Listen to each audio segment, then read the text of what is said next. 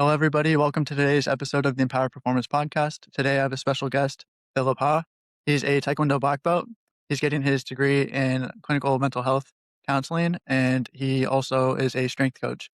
So he has a very wide base when it comes to health, performance, the mental, emotional side. Phil, would you mind telling us your athletic background and then how you got into coaching? Yeah, so I've never really participated in competitive sports entirely. But I have like throughout the years, I played a wide variety of sports. I was very fortunate back then during my school years where I got to, play things like, kickball and then baseball, football, flag football, basketball. Basketball was probably my main sport actually Mhm. at the time, even though I didn't make the high school team. My short stature of 5'5" only got me so far, but played a little bit of volleyball. So any sports that you could think of, I probably touched it at least twice or a few times. So had that general base. It wasn't until college that I really tried to be more competitive. And that's where when I actually started Taekwondo in Mhm. college. So I didn't start Taekwondo when I was younger, even though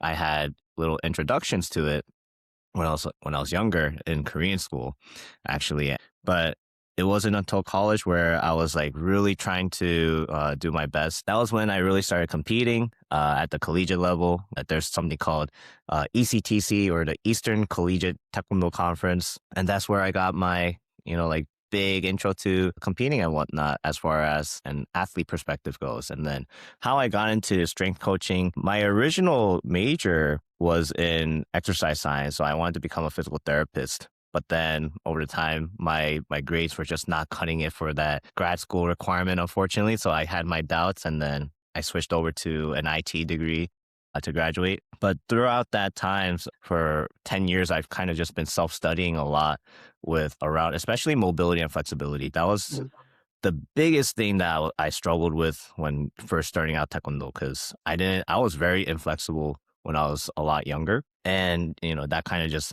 bled into my college years, of course. I always wanted the splits, and Taekwondo was very high kicking, a Mhm. lot of flexibility in the hips and hamstrings and whatnot. So that was kind of my introduction into, I guess, the strength coaching world and learning more about mobility and flexibility coaching. And then that also led me to a guy named Ben Patrick, knees over toes guy, who I went through his coaching curriculum with the whole like knee concept.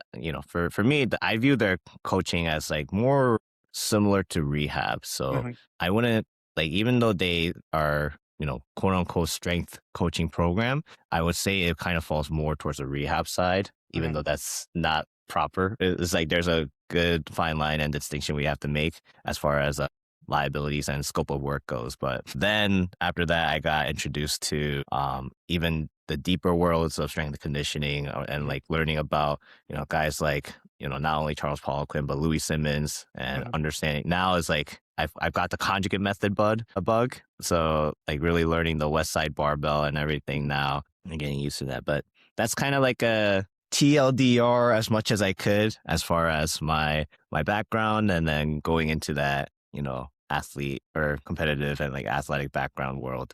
So I want to speak to real quick. You're talking about mobility and strength. People should look at your profile because you can essentially do the splits. You're very flexible. But then I also think you posted the other day that you're doing the chest press machine with like 3 plates on either side. And then I think saw you posted you deadlifting 5 plates. So you're certainly very strong as well. I think that a lot of people think strength and conditioning, and then I always say that conditioning is kind of forgotten. Typically, strength is the primary focus. People don't focus on mobility so much. Don't focus on power or speed very much, and then conditioning is often forgotten. And I think to be a well-rounded athlete, you need to focus on all those buckets, especially for competitive sport. In a combat sport, for example, it'd be terrible to be exhausted. I think that's like one of the worst places to get exhausted is in combat sport when somebody can strike you or submit you or pin you and you're in a very uncomfortable position and you don't have many options. But then also, mobility, like you said, for high kicks is incredibly important. It would feel terrible to have physical limitations that you just can't reach somebody from a certain distance or at a certain height. So when I think of training, I don't think the way that most people look at it. If you look at like the general population that goes to like a Gold's Gym, for example, they just want to be big and they just want to be strong. I think part of that is ego driven, where it's like they just want to be bigger than the next guy, stronger than the next guy, so they can feel good about themselves. But I think training for performance is an important thing too. It is cool to be huge. It is cool to be super jacked. It is cool to be stronger than your buddies and all that stuff. But to not get winded going up the stairs, or to be able to touch your toes, or to not be in pain, or to be able to sprint, with your kids or something like that and not pull a hamstring. So I do think it's important to train all those physical qualities. Along those lines, I was going to ask, what would you say are the major demands for Taekwondo performance, especially in the competitive realm? Major demands. It's hard to say like major demands from the lens. So I would probably rephrase that question Mhm. of what are the things that are really missing Okay. from in the taekwondo world in particular. That is the which actually it kind of falls in the whole like what other sports athletes Mhm. are falling trapped to, which is the early sports specialization. As we now know, or parents are still not recognizing as much, but like again, it's all these travel sports teams and all these coaches, they're pushing for early specialization when reality is that these kids, they're not even forming an athletic base. Like Mhm. I really, even though I started taekwondo a lot later, I do credit the fact that like I'm able to, perform a lot better than I probably would have because of my wealth of experience in doing different activities. Like Mhm. again, even dodgeball, baseball, like all those little things, like having that wide base of athleticism is so important. But then you look at some of these kids and like they try to like throw a football, or well, obviously throwing a football is pretty tough still. But like you have them, try other sports, they're so uncoordinated, but then Mhm. they like go into fighting and they're like all of a sudden like a genius. But some of the things that often we see in the taekwondo world is a lot of injuries. A Mhm. lot of kids like pushing through injuries also and pushing through pain, and they're always a lot of the kids always come to me and they're like so for me they'll call me Instructor Phil. It's like, Instructor Phil, like my hips are feeling achy, like my knees are like really like hurting every time I even like throw a kick. And I'm just like, but you're only 10 years old. You're 10 years old, 11 years old, and you shouldn't be experiencing all these Mhm. things. And it just goes to show that, a lot of them, a lot of the parents and coaches in particular, they're so caught up on the idea of like, we need to get them to be better at skill because back then, and it still applies to this day, when it comes to, and especially combat Mhm. sports, you really have to do a lot of skill work. Mhm. A lot of skill work just because of the demands. Actually, that's probably the major demand in taekwondo and combat sports altogether is the skill work, because Mhm. skill work is very important. And the way that skill development works is you have to put in the volume. Mhm. If you don't have the volume of training, and especially, and like, and this, if you just don't have that volume, you're not going to be able to excel, Mhm. unfortunately, because there's so many different nuances to a certain technique, right? Like, let's say the roundhouse kick. The roundhouse kick, there are, one of the videos that I made was that there's a comparison between the Muay Thai roundhouse kick versus a Taekwondo, traditional Mhm. Taekwondo style roundhouse kick, where a Muay Thai style kick is more like a swinging of a bat Mhm. versus Taekwondo is more linear. It's more like Mhm. a whip, right? So it kind of looks like a question mark kick, Mhm. actually, but every single kick for Taekwondo actually follows the question mark kick principle. Mhm. And so that applies to their spinning hook kick, to their back kick, to their front kick, everything. And that's just the nature of, and so there's a lot of these little nuances to skill. And Mhm. if you don't understand that, then it's like, if you're not practicing that, you're doing yourself a disservice. So that's really the major demand. But again, they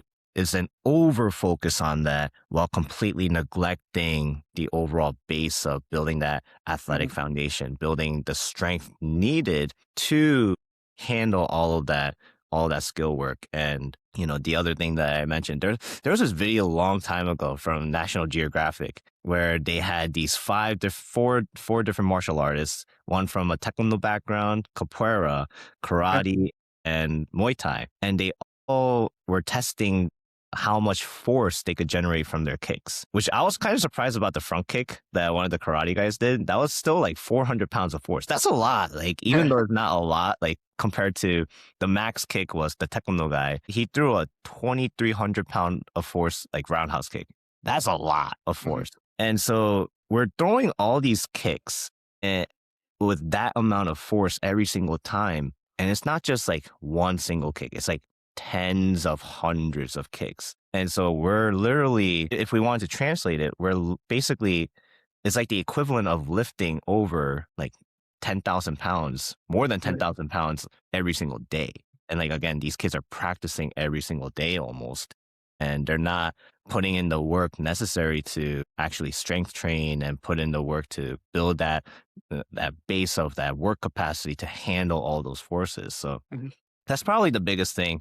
Part of it is, that a lot of coaches within a particular sport will act like their sport is everything, and, they want their people to specialize, and then it makes it so the kids have the pressure to do that, and they say you'll be left behind if you go do something else, without realizing that that might actually keep the person healthier to have a wider base, to not have overuse injuries, to build capacity in different ways. Mentally, it can help with burnout because, like, I do a bunch of different activities. If I just did one type of physical activity, I would get bored. If I just ran or if I just biked or if I just rode or if I just did Muay or just did jujitsu or just lifted or something like that, but the fact that I have variety means I'm excited every time I circle back to the next thing, and they actually like, there is transferability between the different things. Running might not be the very best thing for jujitsu and all that stuff, but if I have a better tank, then that might help in later rounds, for example. So I do think it's important in that instance. But then the other thing too is strength and conditioning. People sometimes look at it as good for enhancing performance, which it is. But if we're talking about the baseline, the main thing it's supposed to be for, at least initially for beginners, is being able to meet the demands of the sport itself for the sake of resiliency. So I don't like the term injury prevention per se because you can't prevent injuries. But you take someone who's super weak and super deconditioned and you put them in a combat sport, for example, or you take someone who's really strong and really fit, you put them in a combat sport and they're both beginners, you give them the same amount of volume, I would almost guarantee the person who's very strong and fit will withstand injuries better, aside from like the freak case where something snaps because pressure was applied the wrong way or something like that. But I think that's the main thing: is can you not get tired? Can you not feel like you're getting beat up or broken down? Can you not get injured as easily? And then from there, yes, you can use strength and conditioning to improve your performance. If you're already fit and conditioned and you want to be able to, say you're a boxer, punch harder, then you can train to increase your velocity, your power, your strength, and all that stuff. If it's the later rounds, you want to be able to have a bigger engine, you might hit the assault bike for sprints or something like that. But and to me, that's just on the same spectrum. It's just where is your starting point, for example. Right. But I wish people would look at strength and conditioning as not I do Taekwondo to be skilled, and then I just go and catch a pump. Catching a pump is cool. But you can also think, how can I exercise in the gym to help directly with the sport that I'm performing? The thing that gets kind of murky is a lot of people try to replicate the sport in the gym. That's not the point of the gym. You're just supposed to get the physiological adaptation. A squat is good for strengthening the legs, and then strong legs can help with takedowns. For example, you don't have to do a split squat from a shot with like dragging your legs or whatever. It doesn't have to be like crazy specific. A squat is great for just getting the legs bigger and stronger, and then bigger, stronger legs bleeds into performance. Yeah. Oh, that's probably the biggest thing that irks me and bugs me to no end. Yeah. Every time I see the taekwondo world, there's a lot of strength and conditioning coaches, and like they have really good ideas here and there. They have like a pretty good base, but it just always irks me when, especially balance. Mhm, Balance and stability is probably one of the other big ones that they try to work on. But mhm, then what they'll do for those balance and stability exercises is they'll go into so in kicking, right? There's we call it the chamber. The yeah, chamber is basically when your knees are up to your chest or your stomach region, bare minimum, for that ready position for kicking. mhm, And so they'll be in these chambered positions holding a kettlebell on a yeah, posted ball. And I'm just like, stop. We gotta stop this nonsense because, one with the posted ball, like sure, I actually learned to be a little bit more forgiving of the Bosu ball mhm, because I learned about lazy feet and like some individuals where they really just don't activate their foot muscles as much, so mhm, their feet are just flopping all over the place. So Bosu ball is actually pretty great from that regard of like really getting your feet engaged. mhm, But to use it as a balancing tool, we already seen in literature now that when we're training on a Bosu ball or uneven surfaces, then we're training our bodies to be ready for uneven surfaces. But we're competing on flat ground. And so there's no carryover at all to this whole like balancing work for the sport. And it's a waste of time in that regard. And so the other component too is something that I learned a lot more with, because I think that's one of the other things that I've been really trying to experiment and learn more about is, there's also a big divide between the hypertrophy world with the strength and conditioning world, mhm, specifically machines, yeah, like using machines as opposed to using like a barbell bench press. and whatnot. One thing that I did learn and actually do agree with is that when it comes to machines, because there is no stability component involved, Yeah. you're able to work the muscles a lot more, and you're Mhm. actually able to still work the stability muscles when you're just lifting a lot heavier. Mhm. Obviously, when it comes to stability, I think where people get confused, stability doesn't mean balance per se. Stability means, or the biggest thing that they're confusing with is coordination. Mhm. Coordination is the thing that helps us to balance and Mhm. being able to be more aware of our body, have that body awareness to Mhm. actually make sure that we're not falling over and whatnot. And we build our coordination ability oftentimes comes from our stability muscles being strong and other muscles just working together. And but we build that through, heavy lifting, through good proper strength training, and we could Mhm. do that through machine use as well. And the best part about machine use is that because, again, we don't have that stability component involved, we could really focus on another part of the literature that we're seeing is time under tension, Mhm. mechanical tension for the muscles, where the muscles, they get a good stimulus, especially from a hypertrophy and strength lens when we're putting them through, longer periods of that tension with the muscles. So like I think it's actually very similar to mobility and flexibility work. Like now we're going to like the numbers. I think like from what I remember for like hypertrophy and strength, like your muscles being in that tension point should be to get a good stimulus. It kind of goes on anywhere between like 30 to 60 seconds per set. And that's the same number for mobility and flexibility. Like if we want to help lengthen the muscles, then we have to have that muscle stretched out anywhere between 30 to 60 seconds per set. So that was like a little interesting thing. But to kind of just circle back, like again, yeah, absolutely.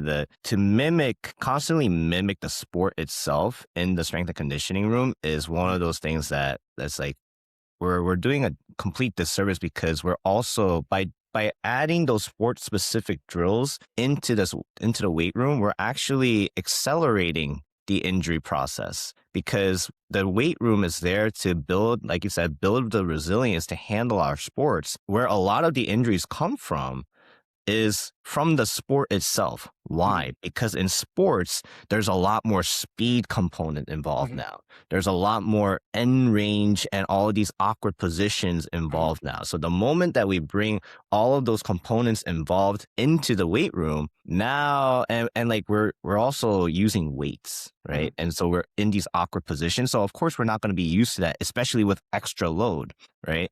So that's just a whole recipe for disaster from that injury prevention regard. That was the other thing that it was so interesting that you mentioned I think a lot of us strength coaches and just like coaches in general, we don't like the term injury prevention anymore. One thing that I really literally thought about this yesterday. I was just kind of like thinking about it in my head. I was like, injury prevention, at the end of the day, like injuries will always be a part of our Mhm. sports, no matter what we do. What shouldn't be a common thing though is pain. Mhm. I think instead of saying injury prevention, it should be more of pain management. Mhm. Because I am of the belief that like yes, injuries are part of our sport and that we can never avoid it completely. But what we can do is reduce the pains that we experience, like all the like hip pinching, like whether it's like hip impingements, like achy groin muscles and whatnot. Because Mhm. pain is a signal. That was something that I really took a lot of learning and experience from physical therapists. I shadowed underneath a lot of good physical therapists, Mhm. fortunately, and one really great sports physical therapist. And they help mention this whole idea like pain is a signal that Mhm. oftentimes it's not like a sign where we completely avoid things. Mhm. And a lot of us default to that where the moment that we experience some kind of pain, we want to avoid that specific movement. But the reality is that the pain is a signal of that our body is actually not prepared for that. Mhm. Probably the best example that I could give for that is let's say like heavy lifting for bench press, right? If I'm bench pressing, I wish, but if I'm bench pressing, let's say 315 pounds or 3 plates on each side, and all of a sudden I experience like kind of like a nerve pinching or like a sharp pain in my elbow. Mhm. that's a sign that there's a couple signs that it might come from that. One is the weight is too heavy and my body cannot handle it. Mm. And then the other signs are there are other muscle groups that might be lagging, that might be on the weaker end to to not be able to support that 315 pounds. So I had to work on accessory lifts to help with that. And I guess if we want to go dive into that a little bit, accessory lifts are really important. We Super could do that. underrated. Yeah, very, very important. And that's something that um, I, I was like watching or thinking about a lot more. Charles Poliquin had this whole idea around structural balance, Oh, yeah. where if your one rep max for a bench press is X amount, then your dumbbell external rotation has to be a certain percentage, and your Mhm. a front squat has to be a certain percentage of whatever it is. And Louis Simmons also had the same idea, but he didn't have exact numbers. Mhm. But one of the things that he mentioned about bench press is that your back has to be very strong along with Mhm. your triceps. And Uh-huh. so both of them follow the same general core principles that your body is only as strong as your weakest link. Well, so yeah, there's a couple points I want to touch on there. One of them was proprioception. We can go back to that, and then we can also talk about accessory lifts being undervalued, and then just pain. So I'll go to proprioception super quick. One of the things too, you're talking about the Bosu ball. It can be good to feel like the different pressure points between the big toe, the heel, the pinky toe, the ball of the big toe, all those different points. Then the other thing I think people don't think about enough is some people have trouble just balancing on the ground with one foot with no additional like device or implement, even without a foam pad, without a Bosa ball, without any of these balance trainers or wobble boards. And if you want to improve proprioception, sometimes you can just do that by staying on one foot and then moving your body around in different ways, or closing your eyes, or looking at different points, turning your head side to side or up and down. You can, do different tasks so that you're actually occupied. You can have someone pass a tennis ball back and forth with you. But then the other thing too for proprioception, if you're talking body awareness, is doing different tasks, doing things that you're not used to, going into handstands, doing cartwheels, spinning around real fast, and Taekwondo, especially with your spinning kicks. I feel like that's something that a lot of people would struggle with very early on, is being able to like almost like what ballerinas do when they spin multiple times, is locking onto a target and being able to spin around and hit that target with accuracy. So sometimes you see people doing basketball training, for example, and they'll spin in two circles and they'll go make a layup or something like that. It's like you would never do that in a game. And it's like it's not about doing it in a game, it's about overloading the system. So that the coordination is being ingrained in a deeper sense, or a more automatic sense. You see people sometimes dribbling with one hand and passing a tennis ball back and forth just so they can start dribbling without thinking about it. And so that's why it's like I like the idea of strength being strength and sport being sport, but then sometimes we'll say with skill work, you can't ever do anything that doesn't replicate the sport. I think most of your training should be replicating the sport, but if you find that it's not actually stimulating anymore and you need to push the boundaries even further, it is okay to have different challenges that may not be completely identical to the sport. Going to the pain thing, I find it very interesting that you say that, just like pain and injury, and how people think that they're inextricably linked and they're not always inherently the same. Pain is a signal and it doesn't always mean damage. It certainly can, but it could also be a protective mechanism. And a story I've told a few times on the podcast and I just like to share is that my dad had back pain for many, many years from inactivity, sedentary lifestyle, all that stuff, working a desk job. And so when he started training with me, we had like a kettlebell that was like 40 pounds. And he started with that just to learn the mechanics of deadlifting before we went to a trap bar. But he said to me one day, he's like, "Ooh, I can feel sensitivity in my back. So I'm never going to lift heavier than this 40-pound kettlebell." And I'd always say, God forbid you have to pick up a 50-pound package because your body won't be ready for it. So I said, "I'll make you a deal. As long as you're training at like 7 out of 10 intensity, we'll stay at this weight. But once it becomes 6 out of 10, it's not so hard, or 5 out of 10, we have to go up until it feels like it's 7 out of 10 or 8 out of 10 intensity. We'll never have to go max out 10 out of 10." That was just my way of getting him to buy in. And over time, maybe over a year, he built up to like a 275 trap bar deadlift and his Wow. back pain disappeared. But the main thing was just progressive overload, very simple concept, which is hard to teach people. And then just like don't avoid the stress that's causing you pain, develop resiliency towards that stress. And in the gym, people are kind of scared of lifting weights, especially in those areas that hurt, without realizing that, like you said, sport is fast and there's end ranges and it's chaotic and it's unpredictable. And the forces you experience are actually much greater. And people don't even think about the stimulus you get from sports. The weight room is one of the most controlled settings. You can control the reps, the tempo, the range of motion, the intensity, all these different things. And so I asked him just as like a trick question the other day, is lifting with a rounded back bad? And he said, yes. And I was like, okay, if you touch your toes with straight legs and your back is rounded, is that bad? He's like, no. And I'm like, if we put 2-pound dumbbells in your hands, is that bad? He's like, no. I was like, if we put 400 pounds in your hands, is that bad? He's like, yes. And I'm like, so the issue is not rounding the back or a load with a rounded back. It's just where you're at. And so that's what I think people should understand about whether it's rehab or training, is that everybody deserves mobility. Everybody deserves power, speed training. Everybody deserves strength. Everybody deserves hypertrophy, conditioning. but not at the same levels. So you have to find somebody's entry point and slowly nudge them towards progress. It's not just like, that's why I don't like I'm not trying to bash all CrossFit, but some people are like, oh, CrossFit's the best because it crushes me every single workout. That's not inherently the best way to go about training. I think it's take where someone is, take their comfort zone, work them just a little bit outside their comfort zone, see how their body responds. If it responds well, you just keep pushing that direction over time. That's where the consistency and sustainability comes into play. But if it's just, I sweat a lot, or I feel like I was going to throw up, or I feel so beat up today, that's a good workout, that can only last for so long before it becomes negligent training and you break down physically, mentally, and or emotionally. So I appreciate you saying that. And then the other thing too is in sports or in strength and conditioning for a long time, people said machines aren't functional and accessory work isn't functional. It's all got to be free weights. It's got to be compound movements. Those are great. Having said that, if you're doing a compound movement and you have a weak link, like you said, doing direct targeted accessory work is very beneficial. But then also from a resiliency perspective, I do jujitsu and Muay Thai. I find that I have to do direct neck work and grip work, but then also elbow work, like bicep curls aren't functional. When someone's got you in an arm bar, it's pretty functional. So Yeah. I don't like this black or white, all or nothing. This is good, this is bad sort of way of thinking because there is context that can be applied to all those situations. I did want to move in a slightly different direction. You made a post recently about cross training when it comes to Taekwondo, and I actually was messaging you saying that I went to a Taekwondo class the other day because I do Muay Thai, but I also said maybe one day I want to learn some more boxing to work on head movement and footwork and just better hands. But then also Taekwondo could be beneficial because of the variety of kicks. Muay Thai, I think there are a good arsenal of kicks, but it's mainly your roundhouse and your teep. But then Taekwondo, I went to the class and there's more kicks than I could count, and I just thought it'd be really cool to have the ability to chamber as well, to throw kicks from different angles, different speeds, different targets better, achieve high kicks a little bit better because most of my kicks are middle kicks with a couple high kicks if I get someone to like drop their head down or something like that. But um, yeah, so I just wanted to ask you your thoughts on cross training between various martial arts, but also just non-combat sports and Yeah. Taekwondo.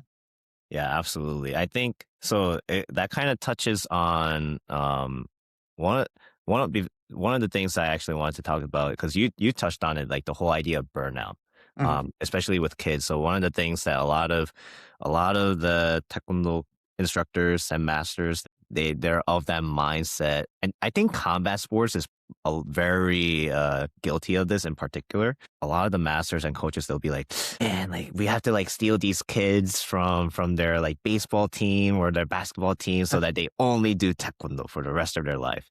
And I was just like, when I thought more about that, I was kind of just like, what a silly way to look at it. mhm, Because one, again, for me, my personal experience, like I actually believe that a lot of my uh, athletic base from basketball in particular has helped me to kind of build a lot of that like understanding of spatial awareness. If it wasn't for basketball, I would, and of course, like I also do like little things like juggling here and there. But if it wasn't for basketball, I wouldn't understand like being able to be more bodily aware of like distance control and like understanding, oh, like even if I'm bad at like trying to, like as a short fighter, trying to like close the distance, like I still understand like I have to close the distance and mhm, understand that like, the distance management altogether. So there's a lot of benefits to just like having kids in particular just go to a different sport mhm, and try learning other aspects because they all carry over even though it's not the same thing, but there are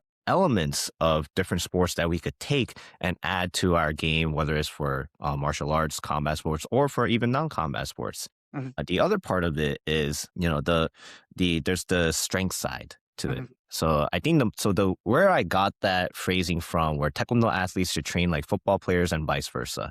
mhm, The original quote to that actually. So big shout out first of all to Coach Zach Evanesh. Zach Evanesh, where he's a world class strength coach, and he had an article where he was. I forgot who the coach's name was, but he mentioned to me there's this one coach that he knew who was part of the Cincinnati Bengals, and the offensive line. When it comes to football players, wide receivers and running backs, they have a wealth or a large variety of training methods to mhm, train their skills specifically, like outside of football, whether it's mhm, like through juggling or maybe through like ladder drills and whatnot, whatever it might be. But for linemen, it's a very different scenario mhm, because linemen, in order to really practice their skill outside of their sport, is very physical. They have to be very physical and be very reactive, and they have to like throw large amounts of force and whatnot.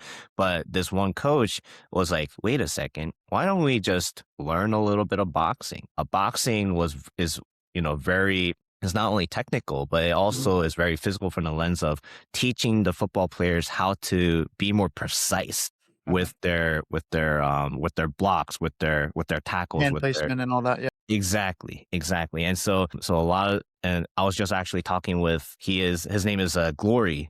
Glory is a guy who just transferred to Northwestern now for college, and he was telling me that a lot of his D line work that he does now, he actually incorporates elements that he learned from karate and taekwondo, of like using that. So in taekwondo in particular, we teach like that whip. Like we had to like snap, be very loose, and then at the last second of the impact, Mhm, that's where we snap our body completely to have that like sudden impact of force. mhm, And he uses that to really surprise his opponents, the offensive linemen, to just like really be a lot more explosive and whatnot. mhm, So there's that like ability of like cross training from that lens. And then for at least for the non-combat sports athletes, where they could take a lot of elements from martial arts and mhm, apply that to their sports, of being more aware of how to use their body and be more precise. That's what the benefits of cross training comes from for when going into martial arts. Now the vice versa is more often than not the raw strength and power mhm, side of things for mhm, martial artists now, where that's the thing that they can learn from, football players, even soccer players or basketball players. If we think about it, a lot of non-combat sports really is kind of a showdown of just like who is like the big guy, who's the mhm, big dog kind of thing, especially football players.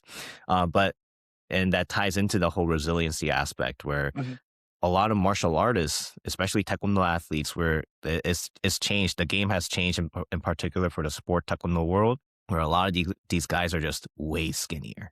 mhm, But like if they just added on a little bit of muscle mass, a little bit of like heavy strength training, because I kid you not, even though it's actually, they might seem very skinny and weak, but they're actually really strong. Because again, right, we both know how power works. Power is, or force is, mass times acceleration. mhm, So they already have the speed component down to generate all that like large amounts of force. Now we add in a little bit of strength, mhm, a little bit more muscle mass. Their kicks are going to be a lot deadlier. mhm, And so they could take that away, like Taekwondo athletes or wrestlers and martial artists, they could take that aspect from these, non-combat sports athletes, build some, greater strength, hypertrophy and whatnot to use in their own training to like build that raw power, mhm, not be not fall into the trap of just specializing in the sport or the art, and actually building their athletic base to be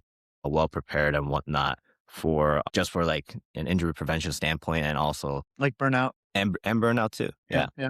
So we were talking about, like, there's a lot of different directions we can go there, but you're talking about how training different is not only good for burnout and injury prevention, but it can also improve your performance. We're talking about weak links when it comes to joints or injury or something like that, but that can also sometimes it's not improving your strengths that makes you a better athlete. Sometimes it's what is the thing that's holding me back, doing the things that you're really not good at. So if it's a sport which prioritizes speed and mobility, but not, strength, for example, or conditioning, then working on those areas can kind of raise your floor. And the same thing, the other way around. I was talking with coach Steve White on this podcast a few episodes ago about soft versus like hard training. And soft training might be like your more mobility stuff. It might be your skips. It might be the things where you have to be kind of loose and relaxed versus the grittier things like very heavy lifting or getting a huge pump. So alignment, for example, is a very like hard sport in the sense that you have to like tense up, lots of tension, pushing, muscling, and all that stuff. And then a wide receiver might be more elusive, more relaxed in their sport. Sure, there's still contact and all that stuff, but it's all relative in that sense. And, I would say that I was more the soft coaching side of things. Early on, I need to like benefit from the hard stuff, and he was more the other way around. Where he's a big, strong guy. He was a hockey guy, but he's like, I realized that like skipping was so awkward for me, so uncoordinated. How great would it be if I was big and strong, but I could also move very efficiently? So that also applies to the concept of athleticism. What's the definition of athleticism? A lot of people just think speed, power, size, that sort of stuff, strength. I think that athleticism also has to take into consideration timing and coordination and intelligence and deception. You're talking about how going from very slow to very fast can catch people off guard. But the other thing too is a really great example is there was a teammate that I had who was bodybuilder, football guy, and he did 100 meters in track. So he's very big, strong, fast, but he's also very tense and rigid, and he wasn't able to play very efficiently. And then I had a Colombian teammate who was the only person on our team to end up playing professionally, who was a decent athlete, but he looked like he was so much more athletic than everybody on the field because maybe he could read the ball, like where it was going to end up sooner and get to the ball quicker than the other person because he started the run sooner. Or, he doesn't curve his run. He makes a straight run to where the ball is going to end up. He reads it better. Or even shoulder to shoulder challenges. If you're trying to knock someone off the ball in soccer, at least in like countries like England, United States, stuff like that, they teach try to bash into them as hard as you can or do it when they're off balance or just be strong and all that stuff. And he was elusive in that sense. He was very slippery, which I never experienced before that. He would make you think he was going to go into a shoulder barge and then pull the rug out from under you right before you make contact. And you'd be on the ground, never having made contact with him just because you're like a bull with the matadors. So I think that that's something that people need to consider is if you can beat someone with pure physicality, that is athleticism because that is a solution to a problem that the sport has asked, it is posed. But if you can also do it through creativity or skill or guile, I also think that's another solution. It's not all about the physical. It's not all about the technical. And you don't have to choose just one over the other. I think some people are like, I'm a small guy, so I have to be technical and intelligent, or I'm a big guy, so I should leverage my strength and size. But what if you're a big guy that's also clever, or a small guy that improves your strength or size? Does that just make you a better athlete? It's almost like you were talking about force is mass times acceleration. Can improve mass or you can improve acceleration. I like to just say power is like speed times strength to make it simpler for people. Right. If you get faster and don't increase your strength, you'll become more powerful. If you maintain your speed and you get stronger, you're more powerful. But why would you just choose one of the two avenues as opposed to both? Right. Absolutely. And something I wanted to actually kind of mention when you asked the question like what does being athletic actually mean, Mhm, there's something that I learned. So if we look at I'm definitely going to butcher this. If we look at the actual root word of athlete, I think it's a Greek word called mhm. atleto. Definitely butchered it, but the root word just means one who competes. Okay. And so if we think about athleticism, it just boils down to competition. Mhm, So competition, it varies between the sport, right? mhm, So athleticism really is different across sport from sport to sport to sport. mhm, But I think the most common thing at the end of the day is that it's like you said, right? There is both a physical and mental component to it. And, if people want to go a little bit deeper, there's a spiritual side to it as well, right? mhm, Where it's not just like being able to process mentally what you're trying to uh let's say for soccer, the ability to mentally process where everyone is, what direction everyone's moving, and processing all of that along with the ball movement, player movement, and also the physical component of being able to not only react, but to actually, use your, bursts of speed here and there, or to be able to use your change of direction to move. But the spiritual side of things of, making sure that if someone is, taunting you, someone's trash talking you, you mhm, have that fortitude, that emotional fortitude to just be like, ah, we're gonna stay calm, because that's also another part of side of things of the mental arousal, that mhm, arousal state of like you're in that zone where you're not too relaxed, but you're also not too freaked out or like too like on edge, because you want to be in that optimal state where you're just like in that zen where everything's just flowing and you're just reacting so smoothly, but you're also, again, you're not too relaxed where you're just like, ah, like I'm at a beach and like I'm not gonna be able to react to anything. It's like that sweet spot. So yeah, that's it's definitely that was definitely like a good question of like what exactly does athleticism mean? And because again, like at the end of the day, it really boils down to like there's just so many different components. And if we do want to you know, have some kind of concrete definition to it. Athleticism is having that good base of the physical, mental, and spiritual side. mhm, But that's also why the more I kept thinking, this was why I ended up going to school for counseling again, which mhm. is, it's like I kind of wanted to like make that like trifecta almost, where Sure. Taekwondo is the skill component. Then the CSCS that I have is the strength and conditioning side, and Mhm, I guess technically mobility and flexibility side, all the physical things. And mhm, then there's the third part of it, the mental, where so it's like even though spiritual is not there, spiritual and mental can kind of play a role together. They mhm, often have overlaps, but again, it's just being able to like with counseling, being able to help individuals of like, hey, like the different traumas you might be experiencing or the different emotional volatility that you have right now, like there are ways to control that or manage that. I don't want to say control because to control your emotions is to cause yourself or put yourself into more chaos. It's impossible to control our emotions, in my honest opinion, but it's most definitely possible to regulate them.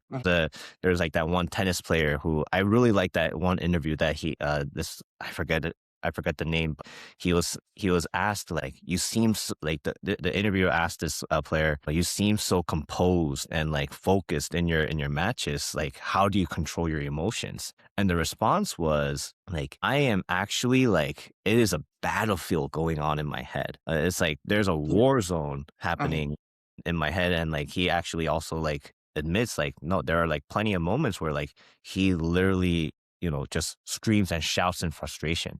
But the trick is that he doesn't let that simmer for any longer than like 2 seconds or whatever it is. He just lets it happen, but then he lets it pass. And that's the whole idea of like emotional regulation. It's not about emotional control, it's about regulating. So you do have to experience those things and acknowledge that they're happening, but what are we going to do about it?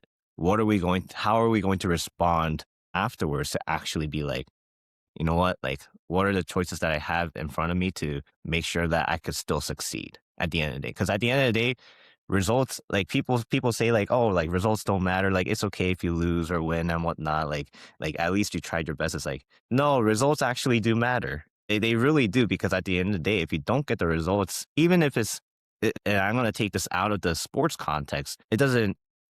Especially applies even in like a work context. Like if Mhm. we're like, for us as strength coaches, if we're not getting the results of getting our athletes to be faster or Uh-huh. more resilient and more well-rounded Uh-huh. for their sport, then we're going to lose our jobs. We're going to Mhm. lose that client because we're not giving the exact result that they need in order to succeed. And it's the Uh-huh. same idea of in the corporate world of, let's say that I am I don't know, a financial analyst, and my job is to find a solution to make this one product as successful as possible. And if I don't get the result of not only providing the research necessary that shows that this product can be successful, but also be able to run simulations and also like do like different tests and experiments showcasing like, hey, this product is actually possible to be successful and like very profitable, and we don't get that result, then we're not helping our company to be a successful company at the end of the day. And we're actually, draining money away from that company. Mhm. So results really do matter. And to get the result, there has to be that alignment of all these different components, Mhm. especially in the sports world. And I think that it still applies outside of sports as well. Is your physical in place? Like, do you have a healthy body so that your healthy body can can support a healthy mind? Mhm. And with a healthy mind, is that healthy mind also supporting your emotions and your spirit of like, I have, even if I'm not feeling motivated, I know that I need the discipline and I will be disciplined to actually move forward. So Yeah, I wanna go off that because you touched on a lot of things that I thought were really interesting. One was arousal, and 2 was emotional regulation. You were talking about results mattering. So we live in a society where it feels like there's 2 extremes to, like, results mattering or not, and, like, I think people are framing it wrong mentally in a sense, where they think it doesn't matter, nothing matters, and then maybe they don't give their best effort, or it's like this whole kumbaya thing. I find that's the wrong way to go about it, but then on the flip side, there's some people that are so focused on the results that they lose sight of the actual process, or it applies too much stress to an individual so that they actually crumble, whatever. To me, results are just feedback. And if it goes well, then you're saying, okay, we're on the right track, we're doing the right things. And if it doesn't, it's the whole idea of wins and lessons as opposed to wins and losses. Don't beat yourself up about it. No one has a perfect record in anything in life. Failure is a part of the journey. Don't fear failure. It's actually like, it's almost like you want to fail faster in that sense to be able to achieve success, but use it as an opportunity to learn and grow and improve. So results do absolutely matter, like that you say that. But I don't think it's the end all be all, but I also don't think that it's irrelevant. I think there's a sweet spot where you can take it as feedback and use it as an opportunity to improve your process, where growth is the single most important thing, as opposed to sometimes people say that their goal is to get a six pack, for example. And it's like, cool, six pack. My main thing for them is health. Their first goal is my second goal. If I get them a six pack, but then they feel all busted and beat up and they hate their lives and all that stuff, then I'm not going to keep that client. even if I achieve the goal they wanted. But if they feel great, they feel like they can play with their kids, they have energy, they're not crabby all the time, they don't hate their workouts, they have a healthy relationship with exercise, and then they can get their six pack, then that's actually, in my opinion, true success. I think sometimes people get too set on the destination as opposed to the journey, that whole thing. As in the direction of arousal, I like that you mentioned that because my wife was on the podcast. She's in mental health counseling, and we actually talked about sports psychology a little bit and talked about the optimal like zone of arousal. How if you're, too sluggish, you're not locked in on the game and not gonna do very well. But if you're so amped up in the soccer context, you get a red card because you go studs up on someone's knee. That's not good either. And there's a sweet spot. But also people have different optimal zones within that kind of sweet spot. There's a player, Wayne Rooney. He's a soccer player. I don't know if you know him, but his thing was if the first half was bad, he'd go into halftime and his coach would just scream in his face because he knew that he would play better angry, just not totally rageful. So he tried to find that balance and he'd go out and score a crazy goal and win the game. But then somebody else, like I was a soccer coach before I was a strength coach. The kids with less confidence, you put your arm around their shoulder, you just, like, give them a little bit of motivation, encouragement, they play well. But then the kids that are, like, more confident and they're just being lazy, you can just, like, say something in front of the group, like, "What, you think you're too good to track back and make a tackle," or something like that? And that was the right fire, and so I actually you talked about the well-roundedness of the mental, the physical, the spiritual. The way that I learned it, from a coaching perspective was TTPP, tactical, technical, physical, psychological. So they needed to understand what to do, how to do it, they had to physically be capable of doing it, and then also just be in the right headspace. And so I ended up studying for fun sports psychology and philosophy. I got my CSCS because I cared about the physical side. And then I got my coaching badges and I also did skills coaching. So I tried to learn all those things. I find that to be, it's interesting that there's more people out there. And I knew just from your base of CSCS, Taekwondo black belt, and like mental health counseling that you did have a well-rounded base. But some people go niche. I think the thing that actually helps them is how they can connect the dots. Because health isn't just physical, mental, emotional. They're all linked. If you go outside and go for a walk and get some sun, get some fresh air, your mental and emotional health will be improved. It's not for no reason. If you exercise, you get endorphins. Biologically, I don't think that's an accident. So I do think that they're linked very strongly. And then the last thing I wanted to say about it was regulating emotions. I had a son about 6 weeks ago, and while my wife was pregnant, I realized I had anger issues, and all the men on both sides of my family had anger issues. And I was like, I have to break the cycle. I have to try to work on my anger. And one of the things that angered me, which is hilarious, is people would look at anger as a negative emotion. But I was like, why is this emotion bad? But feeling sorry for yourself, people put an arm around your shoulder and tell you how great you are. But being angry, then you're suddenly a bad guy, right? It's like they're both coming from a place of pain, but one is more like, it's like a dog backed into a corner, I'm gonna like fight back versus the other one, which is like cowering and shaking and crying. I was like, I'm not that type. But I worked with a therapist, but I also listened to an audiobook called The Anger Trap. I don't know if you've heard it, but they were talking about how there's healthy and unhealthy ways to express anger. It's an emotion. It's fine to feel the emotion, but what you do with that emotion is what determines if you're being a good person about it or not, if you're going to come to successful kind of conclusions or resolutions. And just to sum it up, they said there's like three main unhealthy types of anger. One is aggression, the other is passive aggression, and the third is avoidance. But then they said the healthy one is called assertiveness, which means you're willing to have the conversation. You're not going to explode on somebody. You're not going to avoid it, but you're not trying to win or beat them down. It's basically just confrontation with respect and then knowing when to leave it. And that was just such a helpful thing to be able to reframe that any emotion can be healthy within the right context and they don't have to control your emotions. You can actually just work with them in a healthier way. So I'm also glad that you just transitioned naturally to mental health because I was going to do that anyway. I appreciate that you have that focus. I think as a one thing as a coach that I was kind of thinking a lot about, and again, it kind of worked out so well for today because I was having these thoughts again yesterday and like Mhm, for the past week, you know, to niche down, like especially from a business context, where we're always taught like we should niche down, like find mhm, a niche. But then that's also a dangerous suggestion because right, then we get like too focused on this particular niche when we need to be realizing that like yes there are some individuals where like their minds are the frameworks that they have in their minds are just in that specific niche of mhm, like sports psychology specifically, but for the rest of us it's like we have to use it's kind of like building that athletic base, but like for mhm, us it's like skill sets from learning things from the CSCS world or the strength and conditioning world, from the mobility and flexibility world, the mhm, bodybuilding world, the psychology, mental health world, and whatnot. Understanding that everything is connected at the end of the day. And the more that we could connect the dots and use that to our advantage, the better we'll be able to be as a coach. Mhm. and even as an athlete, like, so being able to just combine all of that together and making sure that we're grounded from that lens of how can I always be learning continuously from different areas, and not being, what is it, pigeonholed into our own worlds, but like going out of our comfort zone. Like, so for my case, if that means to, instead of being in the taekwondo world, like branching out to uh let's say boxing, branching out to Muay Thai and learning from all these different areas. And then also instead of only learning from a counselor, like a mental Mhm. health counselor, getting some feedback from someone who has a more sports psychology background. Maybe they have a counseling psychology background. They're understanding things like somatic therapy. There's like so many different things. And a lot of people, the dangers of like people saying like this is the best way. It's like, no, it's like Mhm. this is one way. There is no Mhm. best way. There is a best way for an individual because it works well for them. There is no one best way.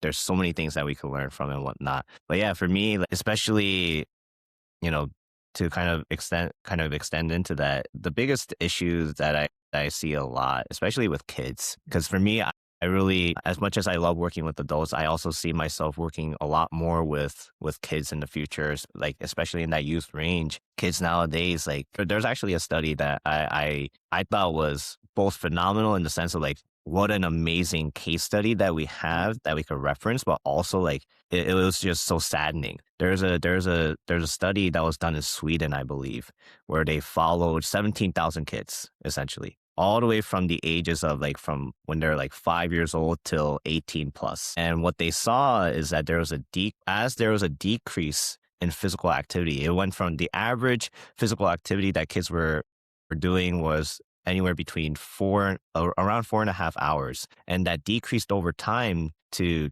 2 hours. Wow. And what happened was that there was an inverse relationship happening where as the hours decreased, the amount of mental health problems Mhm. increased. And I was just like, that was like a big aha moment of like, I knew there's something here with the whole concept around like why I gravitate towards strength coaching and, personal training as well as taekwondo, Mhm. even though I know that mental health is important because again, people see things from just one lens of it's only this, it's only that. We need more talk therapy. It's like, no, no, no, no, no. Everything is connected. The Mhm. physical, the mental, and the spiritual, they're all connected. If they're not working with each other, then at all, then there's going to be an imbalance. Uh-huh. And that kind of extends to the whole idea of like, especially like work life balance we hear Mhm. with adults.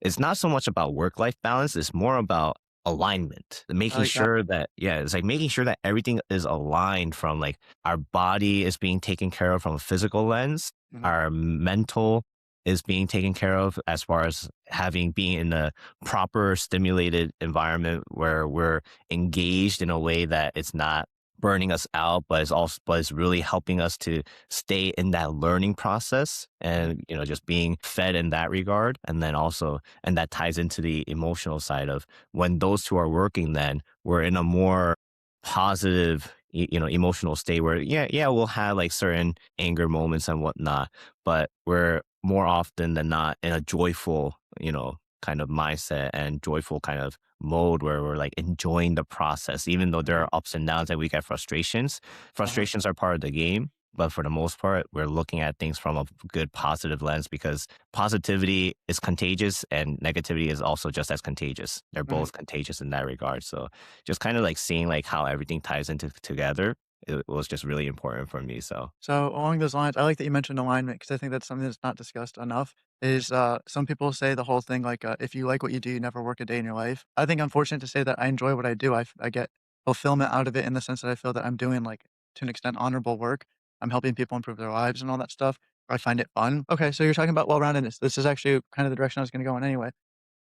Um, that they're all connected and that like connecting the dots is actually a skill. And you made a Bruce Lee quote like a couple times on your post and all that stuff, and that like stood out to me. I thought It's really cool to have that. I like to study philosophy. I like to study people from different time periods that were also driven and motivated and see, is it really that different if it was done in the 60s, if it was done in the 1800s or whatever, as opposed to today? Even going back so far as to like Stoicism. Yeah. So I was looking at Yeah. like Stoicism and all that stuff. And yeah, I find it to be fascinating. But like one of Bruce Lee's main quotes is no style as style, no way as way. And I find that that's actually its own specialty to be able Yes. to not be so rigid in your thinking, to not be so, "This is right and this is wrong, this is best and this is worse."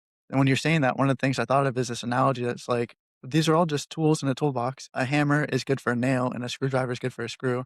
I'm not gonna take a hammer to a screw, I'm not gonna take a screwdriver to a nail, but if all I have is the hammer, then I wanna like, bash everything, whether it's a screw or a nail, because that's the only lens that I have, that's the only tool that I have, and then I'm just gonna say with bias that, "Oh, it's great in these situations," and then try to, like, cover up when it's not beneficial. And so that's why I think mixed martial artists kind of philosophically will fall in line with this. If I'm practicing jujitsu, I see the value in wrestling and I see the value in judo. If we're in the gi and we're starting from standing and I want to take somebody down and get into a dominant position, I think judo is very effective at that. And the same thing with no gi, for example, just takedowns and positional dominance. And then same thing between grappling sports and striking sports. People talk about what's best. Is it better to be a wrestler or a boxer in the streets? They say, well, I don't want to go to the ground in the streets where people can stomp on me, so hands are better. Someone else says, oh, well, if a wrestler grabs your legs, he controls where the fight takes place and you're cooked. Why not train both? But that extends to philosophy, that extends to whatever. It's not thinking that one is inherently better or worse. It's what can you learn from various styles, ideas, and all that. And there was a quote that I heard recently that really resonated with me. It was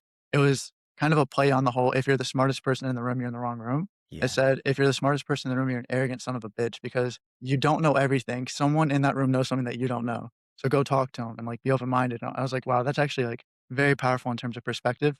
And then the other thing I was going to say too is just talking about, yeah, I remember which direction I was going to go with this. You're talking about kids, activity, decreasing, mental health, issues increasing. And it's just weird to think about that some people have less problems and they're more upset. So, for example, my grandpa, who my son is named after, um, his father died when he was a baby, his mom married a drunk abuser, and then he was kicked out of the house when he was 13 and he was homeless, and I've never heard him complain about anything in life, and anytime I was growing up, my life was more comfortable than his. Anytime something, like, didn't go well, I just thought, "Okay, well, I could have it better, I could have it worse," and that would just kinda help me kinda, like, recenter and all that.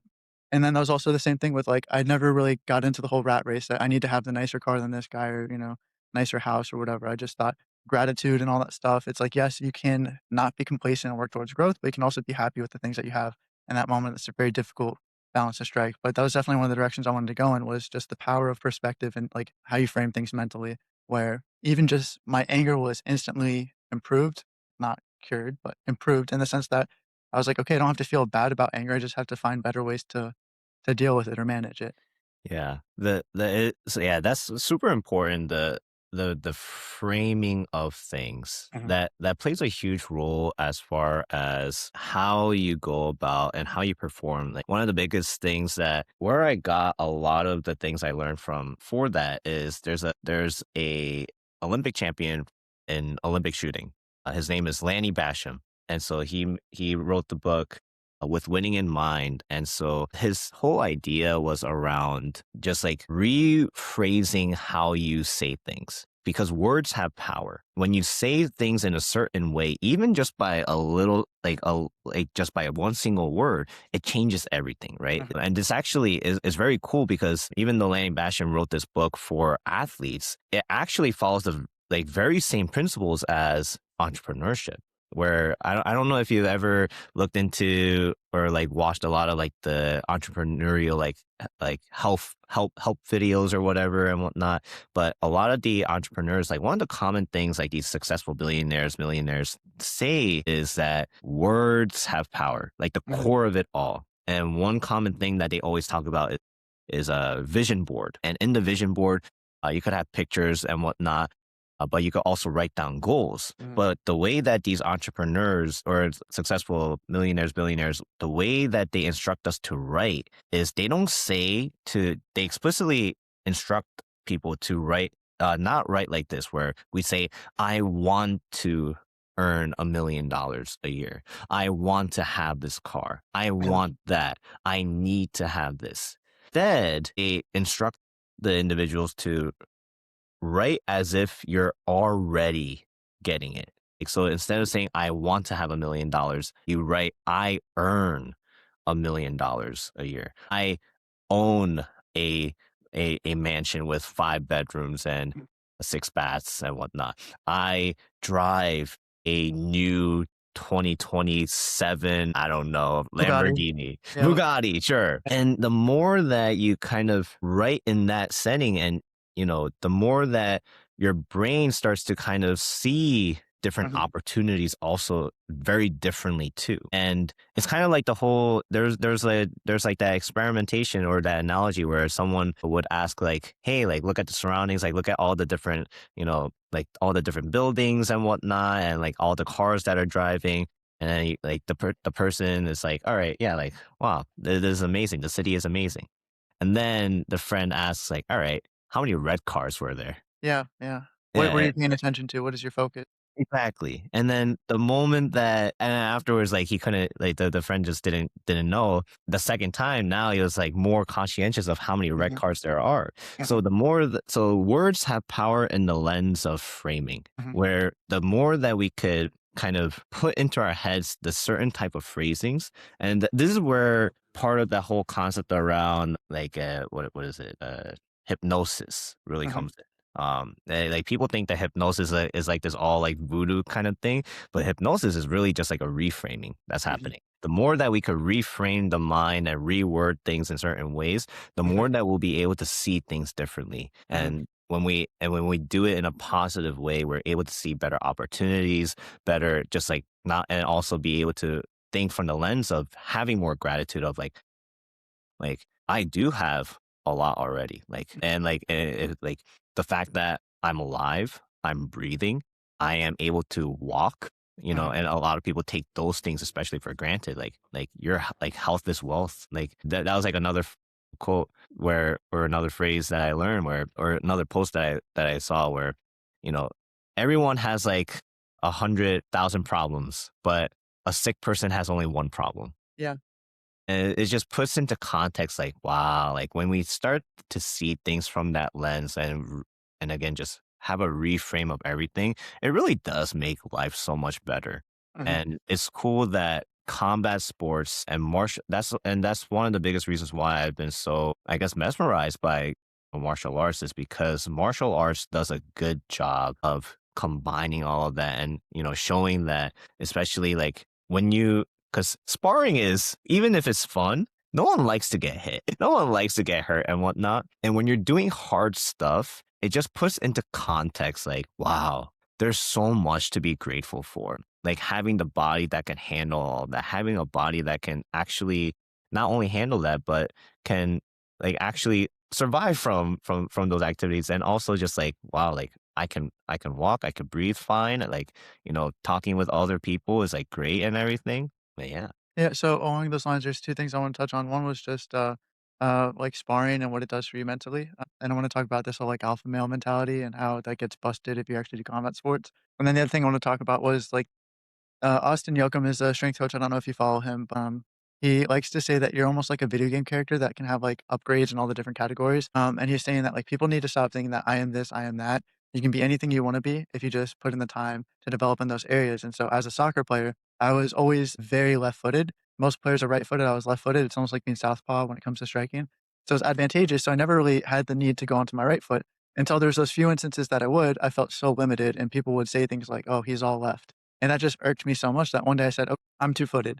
And I knew that I wasn't two-footed, and forever I used to look up, best drills or best techniques to get better at your right foot, and it's really just using it as much, if not more, than your other foot until eventually becomes, like it's second nature to play with both feet. So whenever I did individual training, I would, like, start and finish on my weaker side. Or if I would play in games, sometimes I'd say, like little scrimmages or pickup, sometimes I'd say I'd use my right foot as much as possible and only go to the left foot when I run out of, like, options. And that helped develop the ability to be two-footed. But the only way that I can say now that I'm two-footed, but before I had to tell myself, even when it wasn't true, just to allow myself to believe that it was possible to eventually be two-footed.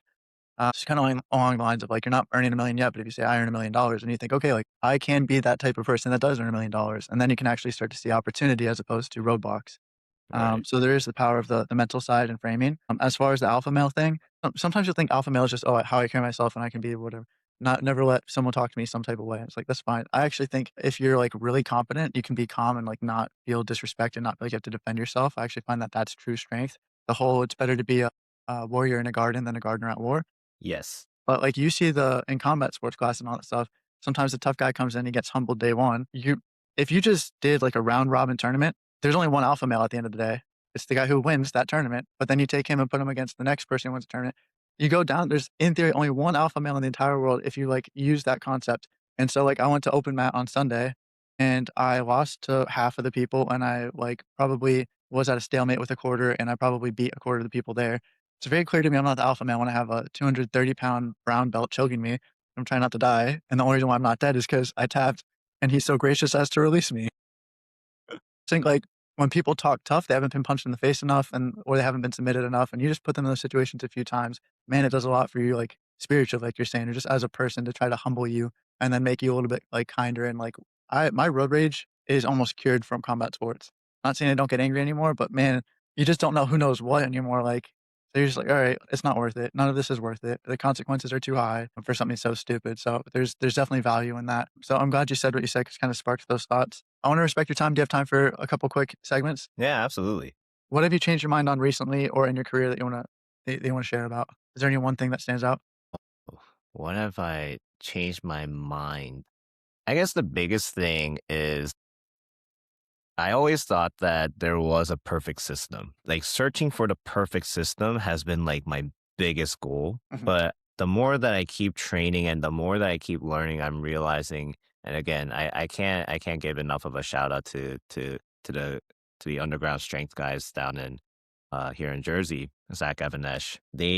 The guys there really taught me, like reminded me. It's kind of weird. Like we already know that we're not perfect beings and we live in an imperfect world. Like, why should I be even looking for a perfect perfect system then? system, yeah, And so like the perfect system, one, it doesn't exist, but because it doesn't exist, it's always evolving. And mhm, that's the fun of it. mhm, That's the real joy and pleasure of like, because like we're always working on something, there's always something to improve. mhm. That's what makes this life so interesting. And I think that's the biggest thing that I've been really changing more and more recently and just getting better with.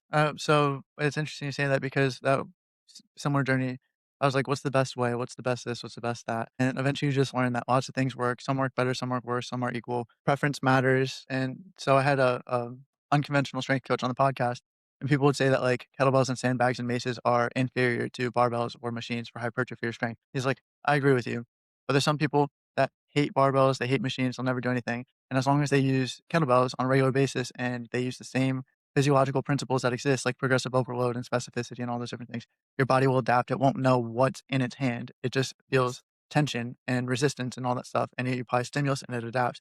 It's like I'm super strong and mobile and jacked and fit. And he's like, and all I ever use is kettlebells. But if you hate kettlebells, don't use it. And it was just like kind of liberating. He's actually one of the main people that helped change my mind on this. I came from a sports performance background where everything needs to be measured and you need to show improvement in jumping and sprinting and, cardio, your heart rate, for example, or your times on a bike for a mile has to improve. And it almost feels like everything needs to be justified as, look, I'm a great coach because I improve this, I improve this, I improve this. And you can still make those same gains without actually having those devices available to you. You can debate the efficacy because there's intent driven behind the competition of it, but it's still possible with the next best thing to achieve high levels of success. So that was one of the things that was liberating to me was not to know what's better for bicep growth, a hammer curl or a normal supinated curl or a barbell versus easy bars? I'm like, that doesn't actually matter all that much. And I think it almost just makes you like a little bit more relaxed and zen as a coach to just say, I like to think of myself as a Sherpa.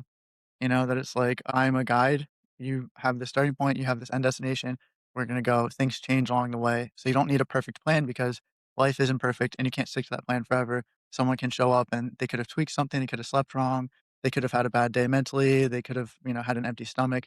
And then your perfect plan's out the window. You have to adapt on the fly. Maybe you have to do a technique day or more of a mobility recovery day, whatever. But I just think that's important is to not sweat those details so much. Another question I was going to ask you is there any major misconception in the training space? It could either be specifically to Taekwondo or it could just be training in general, or if you even want to go to mental health, kind of route, is there any major misconception that you wish to dispel? Misconception. I guess it this one's hard because there's a lot of misconceptions. I guess the one thing that I will just to make it easier for myself, I'll narrow it to the taekwondo world. The misconception weights. Oh, yeah, that they're bad for you?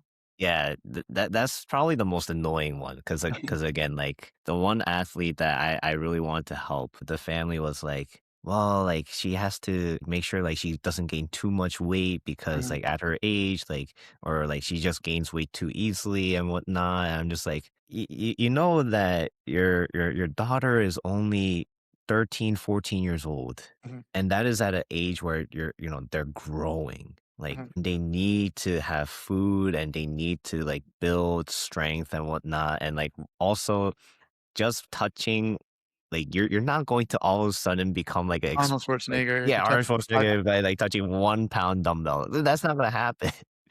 So, that's probably the biggest misconception that I would love to dispel. Is like, especially in the martial arts world, is like and it's like that and also, like, soreness. Like, mhm, soreness doesn't come from weightlifting. A lot of it like, it might be part of it mhm, because, especially since we're and usually in weightlifting, we wanna look at the eccentrics. A lot of soreness comes from, the eccentric work, mhm, like putting our muscles and our tissues in the end ranges. mhm, So if anything, throwing a lot of kicks at the end ranges is also gonna make us just as mhm, sore, even though we might have a tolerance for it at a certain point. But, like, it's the same idea with weightlifting. We could still build a tolerance at the end ranges with certain amount of weights. It's just, again, we have to go about it strategically and, like, properly instead of just finding a random program online and then being like, "Oh, like, here's, like, some random 3 by 10, 3 by 12 bodybuilding style, like, strength and bodybuilding style programming that I'm gonna mhm, just use." I'm like, "Stop." No, like, there are better ways to go about it and in ways that we can manage the soreness, manage the muscle growth mhm. and whatnot, so Along those lines too, a lot of, like, flexible people think that lifting weights will make them stiff and immobile, but you actually use it as a tool to help with mobility. You'll do loaded stretches so that not only are you're not only are you being pulled into that end range, like, you're getting an assistance from the added weight and gravity and stuff like that, but also you're developing more resiliency in those end ranges where people tend to get injured as well because you're actually applying more stress to it for your body to adapt. So it can help with your flexibility, but then it can also increase your strength in those ranges where you might get injured more. So it's almost like what you're afraid of is actually the thing that might help you the most in that yeah. sense. I'm actually glad that you mentioned that because that would actually be the other thing that I would want to, like, clear up is you most definitely can be strong and Mhm. flexible. Yeah. Yeah, look at your profile and you're essentially doing the splits and deadlifting 500, that's pretty high end on both sides of strength and flexibility. You're a great example of that. Yep, 100%. On the flip side, is there any positive change that you're noticing in the it could be Taekwondo space, it could be strength conditioning, or it could be mental health space? Think strength and conditioning in particular for actually, I'd say it's all 3 I'm seeing a positive change. I think that the interesting thing that we're seeing in the social media world is that there is this kind of overloading of information, too much stimulus of, like, all this information circulating and whatnot, and there are people who want more honesty and transparency, and, like, people are recognizing that too. And it's Mhm, not that people were not recognizing it per se, but, there was still that lack of awareness. mhm, And at least for me, the sense that I get from kind of like through my interactions with a lot of people at the gym and what there is this longing for, like, what actually moves the needle for mhm, training, for mental health, for taekwondo and whatnot. Like, mhm, what is not like, because again, we see a lot of videos that follow like the whole trendy ideas of like, oh, like, if you do this, then you will most definitely, if you kick this way, then you'll never have knee pain ever again. And it's just like, no, like, and people recognize that now. And I think that's one of the biggest positive trends that I've been seeing where mhm, it's like maybe it's not as much still, and people are still susceptible, of course, but there is a positive trend from what mhm. I see. Like, people are recognizing and they are wanting more like authenticity and like what actually works and whatnot. So that kind of sparked an idea for me. One of the things I heard was, like marketing always felt kind of sleazy in networking, but if you do it, like you said, authentically, then it's not a bad thing. If you create a product or service that you believe in and you just tell people about it, that is marketing. You don't have to say, you know, say that your product is worth 500 on sale for 200 in your line because it's never worth 500. That could be sleazy, but if you just say, "Hey, like, my product's worth 200 and I believe in it, and I think it can help you," suddenly that doesn't feel so sleazy, and same thing with networking. I used to hate the idea of networking in terms of, like, you just go to conferences, you grab people's cards, you say, "Oh, cool," and you never talk to them again, or you think of it as transactional in the sense of, like, "What can you do for me? Okay, well, now I can do something for you." To me, this is networking. It's just meeting people that you get to like and agree with and share ideas with, and I actually find that this is, like, um not only enjoyable, but I don't feel bad about it in the slightest, and so I think that it's cool to have, different avenues for achieving that, but then along what you're saying people have a better filter, I guess, for BS when it comes to, like, the fluff and those traps. I also find that people are engaging more with long form content. Like we're starting to see a shift from it just kept getting shorter, shorter, shorter, shorter, shorter, 6-second clips or whatever. And it was just like super polished as well. And now you're seeing people can just set up a camera and talk for 20 minutes and people will watch it, even if you don't have the best transitions and sound editing and all that stuff and filters. To me, that's it's kind of nice because I got into social media posting, having never really done it as a teenager, not knowing what I was doing. And then they started to make a shift into an area that I felt more comfortable with as opposed to having to become a pseudo film editor or something like that, having to get the fancy cameras and tripods and all that, so I think that's cool. Um, the okay, 2 final questions. What feels like a touchdown in your job, whether it's Taekwondo, strength coaching, or mental health counseling? What feels like a victory? What makes you feel really good about it? When people come to me saying that they're seeing visible improvements Mhm, or physical or like just tangible improvements, it doesn't even matter if it's for Taekwondo specifically. And I'll give you an example actually. The most recent one that I had, I not only help people obviously with Taekwondo and mobility and flexibility and strength and conditioning, but also especially I do have to credit Ben Patrick and his whole AT that has mhm, taught me the general framework that I use around rehab and whatnot and injury prevention. I can't say rehab because technically not a physical therapist. So got to be careful there. But an individual did come to me and he has herniated discs and he was just like, I don't want to do surgery. And, I'm like, or it seems like I might have to do surgery and whatnot. One of my friends actually ended up referring him to me to be mhm, like, "Hey, work with Philip, or just give it like at least one session." And so I've been working with him now for less than a month. And on Friday last week, he came up to me and was like, "Philip, like," I got scared because he was like, "Philip, let me tell you something." I was just like racing myself. I was like, "Oh my goodness, what's happening?" And he was just like, "Philip, I've never felt this good in years." And so like just to kind of put it into perspective, for him to even just bend over, it like the speed he had to put his hands on his laps mhm, and he had to slowly at this speed just bend over very, very slowly and gingerly. But then, and like, especially in the mornings when every time he wakes up, because he always says like every morning he wakes up and he feels like he's got hit by a truck or something. But he was like, I woke up like feeling like I could actually jump around. mhm, I was like, wow. So to kind of see that I'm not just making an impact from that performance lens, but like I'm really helping people with their quality of life. And especially with like that's like one aspect. And like for kids in particular, every time I always like hear from the parents, like, thank you, instructor Phil, for like helping this, like my son, my daughter is more confident because mhm, you help them be more confident. Like that brings more joy to me than seeing my athletes, my clients, or my students win a medal at the mhm, end of the day. Because medals, like they're a part of it. It's like part of the results framework that mhm, I see. But if the people that I'm working with, they're not becoming better people at the end of the mhm, day, I'm failing my job. mhm. Like 100%, I'm failing. And so that's I like the wanna biggest thing for me. Yeah, I agree with both of those because when I was a soccer coach, my first boss, I was a high school coach, I was an assistant, he was the head coach. He said that, like, he wants to coach people first, players second, and he cares more about them being good dudes than good players, and that just created such a positive culture that, like, people worked harder and they were more responsible and they were better teammates on the field. So, from a, like, sporting context, people trained harder, they improved faster, they were better teammates, they played better together in games, they won more games, but also they could walk away looking back, not remembering a single game in particular, unless it was like they won states or something like that. And they can say that this man had this impact on me. And that's the most powerful thing. And that's what I really valued with when I was a soccer coach was the ability to like mentor youth and show a good example. But then when it comes to adults, many of my clients are older than me. It feels like it can't be as, you know, sharing wisdom with them because they're older than me, they have more life experience. But yeah, what you're talking about is like, I had a client who lost 80 pounds and he showed me his like six pack and bicep veins and all that stuff. I'm like, that's awesome. But then he told me one day that like he was playing pickleball and he overran a shot because he didn't know his body was that physically capable. And I was like, that actually to me is like, might not sound like it's a big deal, but that felt like such a huge deal that he could just like, it's not just adding years to life, which people talk about, it's adding life to the years. It means that Yeah. like what you're talking about is just he can have less pain. He can play with his kids more and better. He can be in a better mood. He can feel my business is called Empowered Performance. I like people feeling like they can do more, like they gain superpowers. So I think that's a really powerful thing. The last thing I was going to ask you is if you had any piece of advice to anybody about anything, doesn't have to be specific to training, mental health, taekwondo, it could be anything.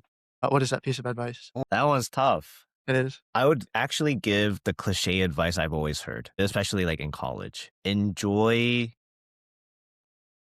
and just enjoy life. I think that one of the things for me I've always struggled with is actually enjoying the process Mhm, and being too fixated on the end destination. And like that is a trap that a lot of people, if not everyone, always experience. And it's really those little moments in between that makes those moments. It's like we could have all, because at the end of the day, like if you know, going down this track, like at the end of the day, we're all going to die at some point. We're not going to bring, like, there's no way I'm bringing my, I don't like, I wish, but there's no way like I would bring like $50 million into heaven or whatever, mhm, wherever, whatever afterlife people believe in, right? And it just goes to show the importance of just having meaningful relationships throughout our lives and building good connections with people, and enjoying the process and actually, you know, not looking at things from the victim mindset, mhm, or the victim lens, but again, like, because again, we live in an imperfect world. But at the end of the day, what are we going to do about it? mhm, Because nothing's going to change for us. mhm, We have to do the changing. And so if we could just change the little bit to actually enjoy life, actually enjoy the process of growing, going through the grind and experiencing the ups and downs, because they're all mhm, part of that. And being able to look back and be like, wow, like I went through that. And also I enjoyed all of that. That's so much more enriching for us. And being able to share those memories too. Because when we can enjoy life, where we can really share those experiences with other people and to those that we care for in the future, especially like future children. Like I know for me, like when I have kids, like I don't want to be the parent that has nothing to share to them. mhm, I want to be the parent that is able to not only, you know, share the things that I enjoy as far as lifting. You know, I would love to like I like those videos of like the kids like cheering on their dads and be like, yeah, "Yeah, go dad!" It's like I like as much as I want that too. I want to also be able to share them like, "Hey, like you know, this was my past. mhm, This was what I went through. This was my struggle, but this was also my high points, mhm. and like." I want you to enjoy them as well. I think that's something that, yeah, that's the biggest thing that I would say. I wanted to speak to that a little bit. As a coach, some people get too hung up on, like you're saying, the end destination. Maybe they think that like if their goal is to deadlift 315 and they're at 275, that until they get 315, they don't have a strong deadlift and they don't feel good about themselves. For example, it's like, okay, we went from 275 to 280 or 285. That's a win. Like it might not be that big win that you're looking for, and that big win might feel better, but it's still a win. But then the other thing too is I say people have either physical victory days or like mental emotional victory days. If you show up on a day where you don't wanna train, I think those are actually the most important training days for the ability to develop consistency in a habit. Anyone can train when they're feeling good. It's the days where you don't feel like training, you still train, that's actually like a very profound victory in that sense. So I try to tell people that, but it's just like, hey, like if you get through it, I like to say, add when you can, subtract when you need, you know? Like you're not always gonna jump up, you're not gonna PR every session and all that stuff. If you show up on a day where you have 80%, you gave 80%, that's actually 100% effort. Right? I'm not asking 100% every single time because you might not be 100% in terms of freshness, readiness, availability, whatever. But if you have this mentality all or nothing, then it's often nothing, meaning that I can't give 100%, I give 0. That's where the days where even giving 50% is a victory, and you should feel good about that. Over a long period of time, that makes a big difference. It's almost like the save your pennies and then you can become like rich off that. It's that mentality that a small difference done consistently over a long period of time is a big difference. And then as far as the whole like enjoying the process, it's like the whole smell the roses thing. It's so easy to like get into a routine and then just be on autopilot. and to be distracted and have a million thoughts and to always be so busy. And there is value in being bored, but there is value in not having to do something all the time. There's value in just sitting outside. You know, when I take the dog for a walk, I used to like play music or podcasts. Now I don't like have anything. So I can just be with my thoughts and be in the moment and look around and observe. I find that that's been good for like mental and emotional health. But then also it's like every single day yesterday, for example, I left the house at 6 a.m. I got home at 6 p.m. And then I had maybe 3 hours where I could like have food and do a bunch of chores before I had to go to sleep. But I was like, if I can just like change my son's diaper and give him a bottle and like look him in the eye and play with my dog for 10 minutes and, hang out with my wife for 10 minutes, like that's its own victory as opposed to just being Yeah. on autopilot all the time. So, I really like everything you had to say. I had high expectations just based off all the posts you make that you say a lot of great stuff and you exceeded them. You did a great job. If you were to, plug yourself, I know you just opened your, is it Hajin Performance? Is that how you pronounce it? Yeah, yeah, yeah. Hajin And then your performs. social? Well, yeah, please plug yourself. Yeah, so my Instagram handle is the Philip Ha. It's only one L. I know a lot of people misspell my name. It is one L, so make sure of that. And haha, like just HA. And so the Philip Ha is my Instagram handle, and then Hajin Performance is my last name, and then Jin. So HAJIN Performance. That is my online coaching platform that I'll be using to grow. Right now, the future goal is definitely to have my own facility, but right now just building that online coaching and whatnot, and just kind of like seeing the waters of how I can help people. Maybe it's solely through taekwondo, but I know that most definitely be helping people from a mobility and flexibility lens, strength and conditioning as well. So that will be, and that is continuously in the works. And yeah, again, Matt, thank you so much Yeah, thank you. for this opportunity. I was like, when you said high expectations, I was like, oh my goodness, I was like on the pressure already. I was like, oh my Oh, gosh. you did great. I really appreciate it. Well, I thank you for your appreciate you. time. Thank you again. All right.